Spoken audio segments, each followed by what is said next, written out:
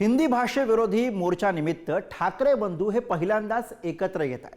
त्यामुळे राज्यभरामध्ये या मोर्चाबाबत उत्सुकता वाढलेली आहे। या मोर्चासाठी मनसे आणि ठाकरेंच्या शिवसेनेने जोरदार तयारी सुरू केलेली आहे। आता या मोर्चाला राज्यभरातून मोठा पाठिंबा मिळतोय।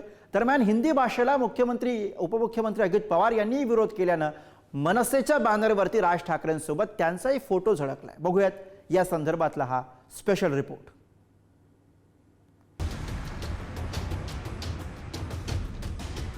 हिंदी भाषेविरोधातील मोर्चासाठी मनसेने जोरदार तयारी सुरू केली आहे। 5 जुलैच्या मोर्चानिमित्त मनसेकडून थेट लोकल ट्रेनमध्ये जाऊन मुंबईकरांना साथ घातली जाते।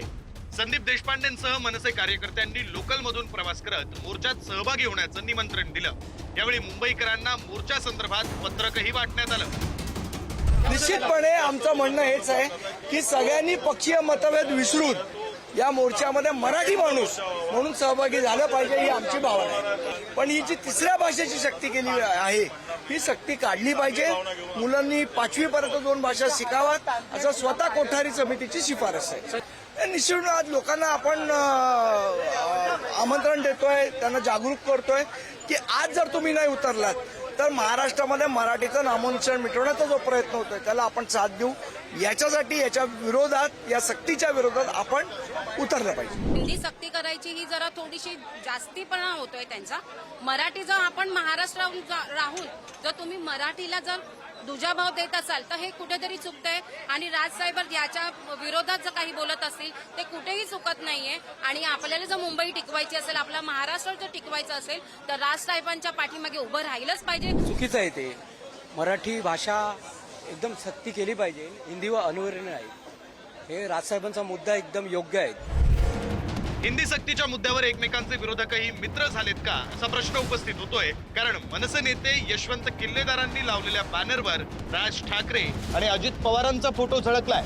उपमुख्यमंत्री अजित पवारांनी पहिलीपासून हिंदी भाषेची सक्ती नको, 5वी पासून हिंदी भाषा असायला पाहिजे असं वक्तव्य केलं होतं। या वक्तव्याचा हवाला देत मनसेकडून सरकारवर निशाणा साधण्यात आलाय।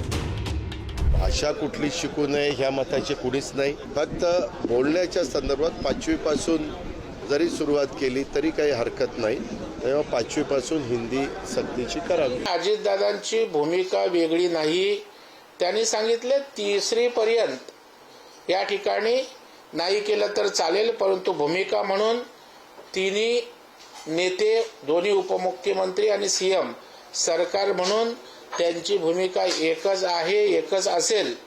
मराठी सक्तीच्या बाबतीत तिघेही एकत्रित आहेत आणि मराठी सक्ती नाही हे तिघांनी या ठिकाणी सांगितलेलं आहे। 5 जुलैचा मोर्चा यशस्वी करण्यासाठी ठाकरेंची शिवसेना आणि मनसे कामाला लागलेत। मनसेकडून बाळा नांदगावकर, नितीन सरदेसाई आणि संदीप देशपांडे यांच्यावर जबाबदारी देण्यात आली आहे। तर ठाकरेंच्या शिवसेनेकडून खासदार संजय राऊत आणि आमदार वरुण सरदेसाई यांच्यावर जबाबदारी सोपवली आहे। एक काळ असा होता की हे सगळे लोक एकमेकांना भेटत नव्हते, भेटण्याचं टाळत होते, किंबहुना रस्तेही समोर दिसल्यावर बदलत होते। आता एकत्र भेटतात, एका टेबलावर चहा पितात, शेक हँड करतात, हस्तांदोलन करतात। 5 तारखेला मराठी भाषा या संदर्भात उद्धवजी ठाकरे आणि राज ठाकरे जे एकत्र येत आहेत, मराठीचा विरोध कोणी करत नाही आहे। फक्त मला असं वाटतं हा 5 तारखेचा मोर्चा जो आहे हा मतदारांना दिशाभूल करण्यासाठी, कुठेतरी महानगरपालिकेच्या इलेक्शनचं मतदान करण्यासाठी हा मोर्चा आहे। ठाकरे बंधूंच्या मोर्चाला काँग्रेस आणि शरद पवारांच्या राष्ट्रवादीनं पाठिंबा दिलाय।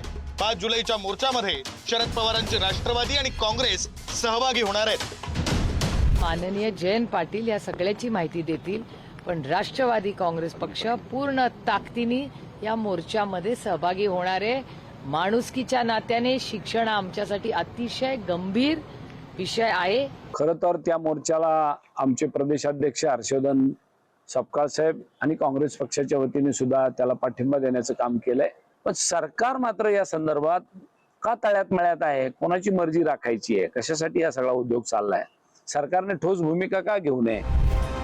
हिंदी विरोधातील ठाकरे बंधूंच्या मोर्चासाठी राज्यभरातून पाठिंबा मिळतोय। साताऱ्यात हिंदी भाषेविरोधात सह्यांची मोहीम राबवत निषेध नोंदवण्यात आला। याशिवाय राज्याच्या कानाकोपऱ्यातून शिवसैनिक आणि मनसैनिकांसह मुंबईत धडकण्याचं नियोजन केलं जात आहे आणि त्यामुळं आता या मोर्चामुळं महायुती सरकारचं टेन्शन वाढत चाललंय. पद्मेश पवारसह श्रेयस सावंत, पुढारी न्यूज, मुंबई.